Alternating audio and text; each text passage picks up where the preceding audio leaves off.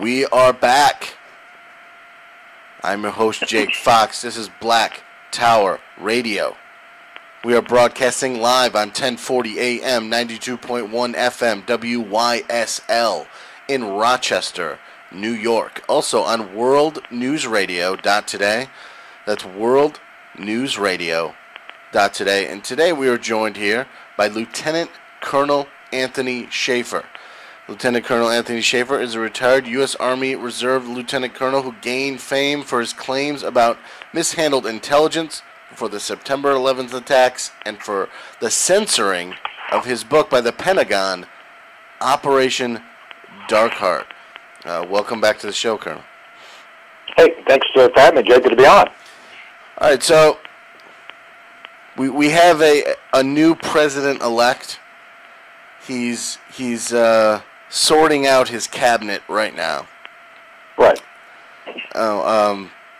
John Bolton, the neocon warmonger who wants to destroy Iran, has been rumored for a position. Giuliani, who, in my opinion, is not suited for any cabinet position in the White House, has been rumored for a number of positions. Do we have any inside baseball knowledge on what is going on in terms of picking his cabinet? And I'm hoping it's neither of these guys who make the final cut. Well, it's an excellent point, and I think you and your audience probably saw the Rand Paul rant, good rant, about the very issue you just brought up about Bolton and John Bolton. And look, for those of you who follow me, I said some pretty, kind of not nice things about John Bolton on the floor of CPAC about 2 years ago, when we were talking about the very issue you brought up about kind of the idea of doing aggressive war. And while I don't agree with the libertarians that we should not engage in overseas activities, at the same time I don't think we need to go to the other extreme with John Bolton either. So I think there's a middle ground to be had, and I'd like to believe that's where Mr. Trump is looking to go. The basic information I'm getting, and by the way, I've been told very clearly by one of the members of the transition team by the Trump transition team that simply do not believe all the names floating around out there, and basically, as Mr. Trump did not get elected by following the confines or rules that are normally followed to win an election. So I've been told that he will be equally unconventional in his selection of his cabinet and of key positions. So I tend to believe that because of that, because basically Mr. Trump did not follow convention, did not follow the rules, kind of went against. Let's be honest. He went against the Democrats. He went against the neocons. He went against the institutions that normally would have to support him. So he, at this point, owes nothing to anybody. He has a group of folks who are loyal to him, and I think that's where he's going to be looking first to pick folks. Now, the philosophy of picking folks, I honestly don't know. I think Mr. Trump has a very unique view of the world. I do not believe for a minute he is for aggressive war. I don't believe that John Bolton would fit in. That's my opinion, though. I don't know that. I think I'd like to believe he's going to be looking more at a Reagan-esque approach to things, where we do not use military operations as our first option, and if we do, we use that military option for purposes of achieving a victory and leaving, not trying to perpetuate a conflict endlessly like we've seen both in the Bush and Obama years of the presidency. How do you see him behaving foreign policy-wise? I would say my most pressing issue right now is, are we going to continue funding the Free Syrian Army? Do you think Trump will continue that? I mean, if funding is cut off by us, I'd imagine the situation would dry up fairly quickly. Well, it's interesting you should bring up Syria. I know one of the first things and this has been in the news, I think there's clear evidence that he's attempting a rapprochement between the Russians and us. And let's be very clear on this. One of the issues that we face is, had Hillary Clinton gotten into office, she was talking about the implementation of a no-fly zone. And fundamentally, I'm not against a no-fly zone had we done it at the right point in time. That point in time is long past. So what she was essentially proposing, and this came up in recent testimonies, General Joe Dunford, the chairman of the Joint Chiefs, was asked this question: could we implement a no-fly zone as part of our effort in Syria? And I'll get to the Syria for the Army issue in a second. I'm avoiding that. And General Dunford's answer was quite clear. He says, well, yeah, we could, but we're going to start World War III if we do that. Well, you know, the Russians are there now. They've been asked to help. They were invited to Syria. We're not. And so going to the Syrian Free Army and other organizations, which essentially have been focused far more on trying to destabilize the Assad regime, that is to say, you know, they've been trying to push Assad out. I think fundamentally our support for those organizations has only made it worse. I would argue that we have literally poured gasoline under the fire, because we have not had an idea of the second and third order effects. We have not actually had a plan of how to deal with what to do if we got Assad out. And simply put, we do not want to have another situation like Libya, where we have a failed state. We have free space that terrorists take advantage of. And frankly, we've seen time and time again, Yemen, Somalia, and other places like that, where if you allow a terrorist organization like the Free Syrian Army to go in and disrupt it, they do not have the capacity to govern. So one of the rules of thumbs I've learned over the years, Jake, is unless a military insurgency is able to take control of a country by itself, that is, say, unless it can take control independently by itself without any outside support from someone like us, if it can't do it on its own, it cannot govern. So that becomes the issue, and if they can't govern, that means chaos. And obviously chaos means terrorist organizations thrive. So we've got to look at the reality which we face and not view it through the eyes of some neocon wishful thinking perspective, which I think both President Obama has been kind of drawn to for any number of reasons. And I do believe, based on my observations of Ms. Clinton, that they would have indeed continued to support the Free Syrian Army, and they would have probably done more to destabilize the region. So I'd like to believe Mr. Trump will be smarter than simply continuing with status quo is going on.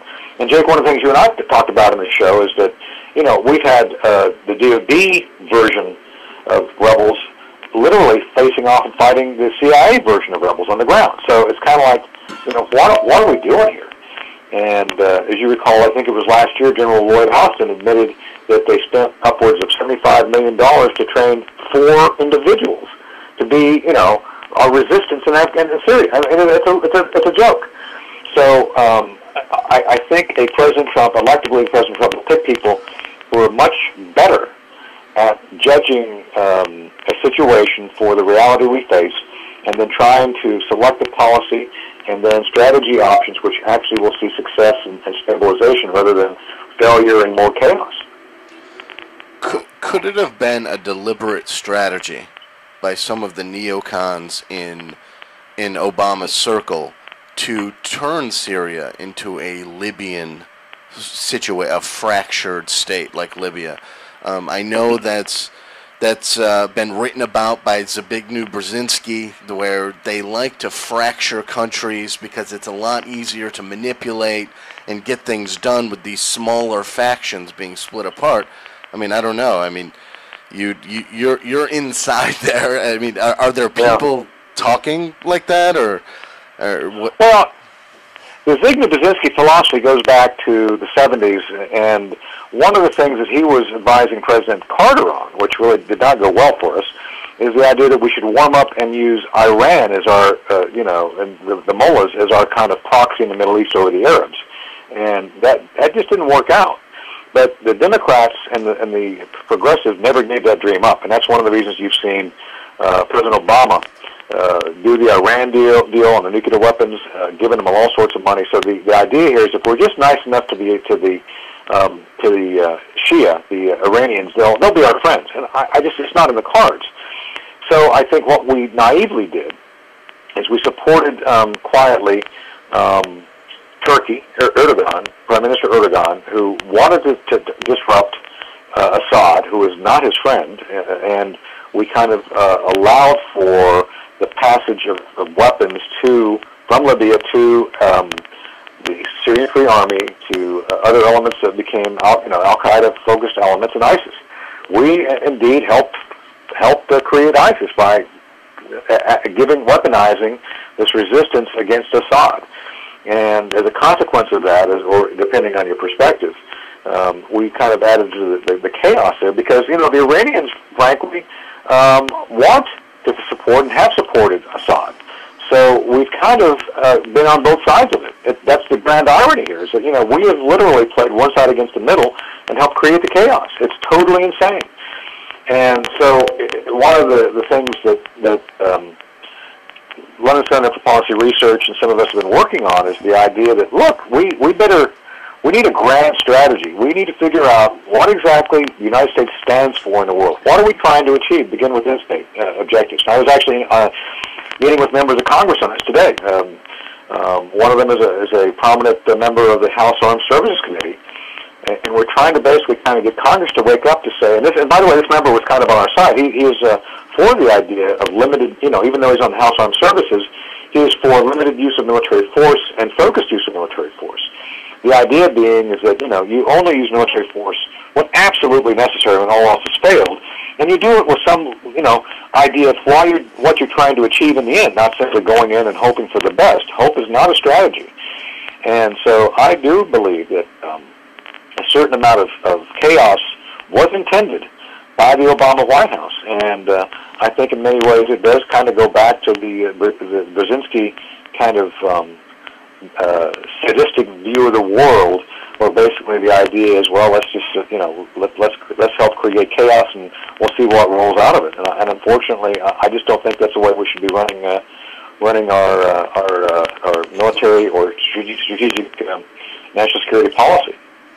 I completely agree. I mean, I guess I was conflating neoliberal thought with neoconservative thought there, but I mean, it's kind of the same thing. But it comes together, absolutely. No, I agree with you. How do you see Trump approaching NATO? He's been very critical of it. I don't know. There's I don't see much room for what he wants to do. But what do you think, Colonel?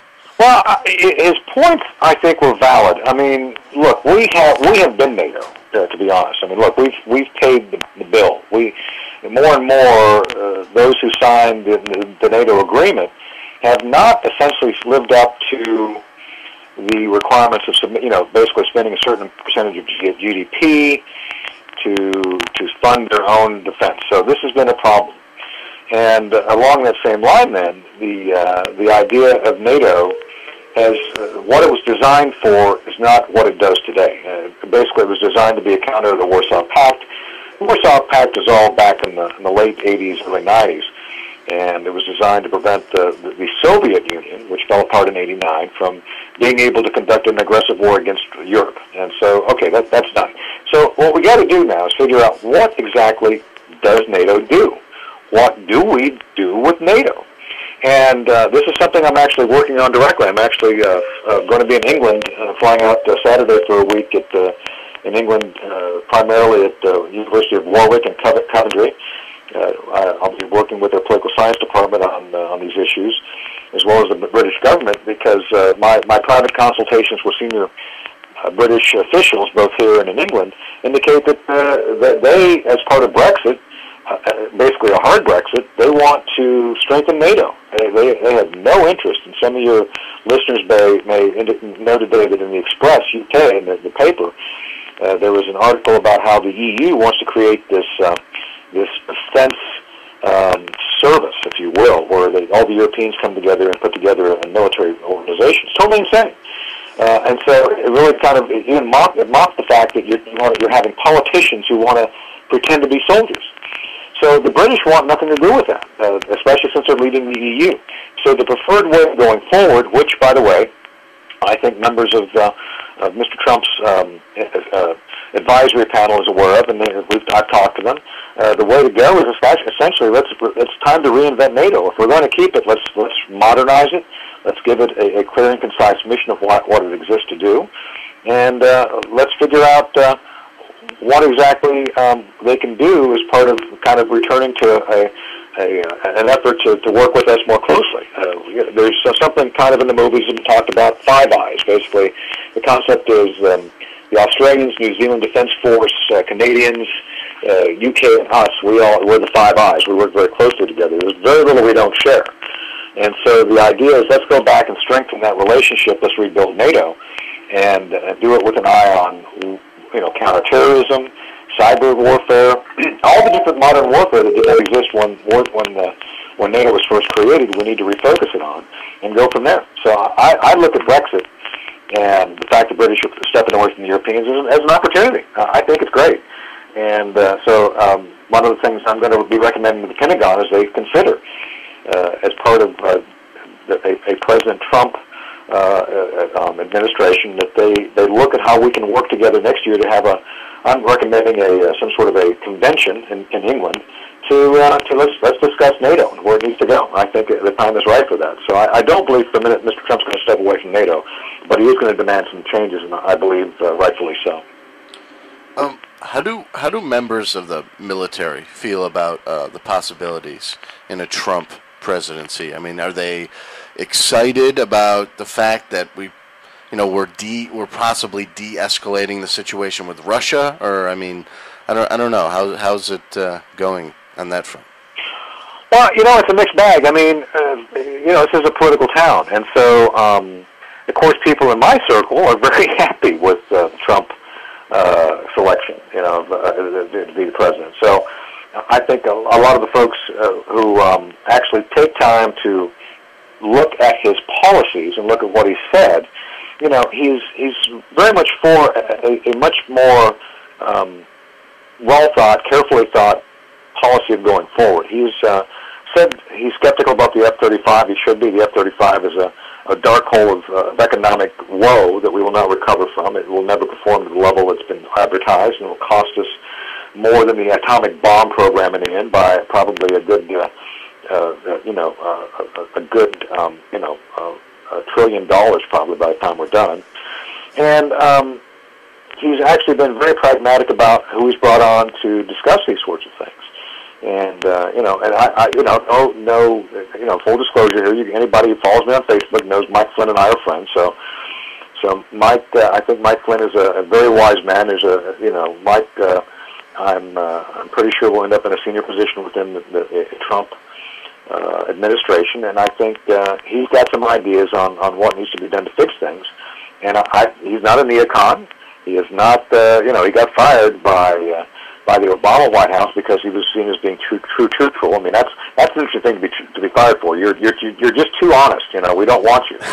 So it's things like that which I think we need to recognize is actually a good thing. And so a clean sheet of looking at the issues from those who have been critical of both the Bush White House and the Obama White House, who have been on the outside of both organizations, who I think will be asked to come and make some changes now. Probably the best folks to come in because again, owes no loyalty to anybody. The neocons embarrassed themselves by signing up with Miss Clinton. The Democrats, Miss Clinton had her own. You go to a site called Beacon Global. It was Hillary Clinton's national security team in waiting. And if you look at that, there's a rogues gallery of Mike Morrell and several other conspirators who helped facilitate the cover-up of the Benghazi attack. So it was going to be bad if they roll in. So I'm very hopeful, and I think most folks in the military who recognize the potentiality of change, good change, will be excited too. But I don't think everybody fully understands what's going on at this point in time. I know this is a general question, and it's very early in the game, but I mean, for the next 4 years during the Trump presidency, I mean, do you see more peace or more war? Well, the honest answer is I'd like to believe there's going to be more peace by the fact that, I think a lot of folks have recognized that sending large land armies forward without a clear objective or a clear end state really doesn't get us anywhere. We've been to the ball game a few times, and we get out of the game and we have problems because we don't actually understand how to win. So I'd like to believe that what we're doing will be resolved in some form. I don't believe that Mr. Trump and others want endless war. I don't think it's in our interest as a nation.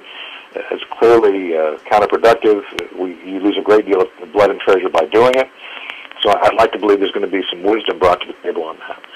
And secondly, regarding conflict, one of the reasons I've noticed that I think so much conflict has happened, the Iranians have expanded their influence. They've tried to destabilize the region. Obviously, I don't think we've made some wise choices regarding Syria. Part of I'm not saying this because I believe somehow we need to be aggressive about it, but the lack of our leadership, and I'm not talking about simply military leadership, but the lack of our leadership of stepping in diplomatically and trying to be the peacemaker has, I think, made a huge difference, and not for the better. John Kerry is an idiot, and we have not had adult leadership trying to work real, as a real peacemaker, finding real solutions for quite a while. And it's kind of amazing. I've been on some trips overseas and on delegations, and it's amazing. Some of the Reagan senior Reagan folks on those trips are just revered by their counterparts, because during at least the Reagan administration, if the U.S. government said something, the U.S. government stuck to its agreement. And that's one of the things notable. A lot of folks who are uncomfortable is that the U.S. government has tended to not follow its agreements, not stuck to its guns over the past, two administrations. So I'd like to believe that when the United States gives its word officially to someone for some reason, that it maintains that word, and we actually do get back to being helpful to resolve issues rather than leading from behind and hoping for the best. Lieutenant Colonel Anthony Shaffer, thank you very much for joining us again on the show today, and hope to have you back on again in the future. Sure, I'll join you again. Thank you for having me. Thank you, Colonel. Sure. And that is Lieutenant Colonel Anthony Shaffer. We will be back with a replay following this transmission on worldnewsradio.today. That's worldnewsradio.today. There will be a replay following the world news. So stay tuned for that and listen to the replay. Have a good night, everybody.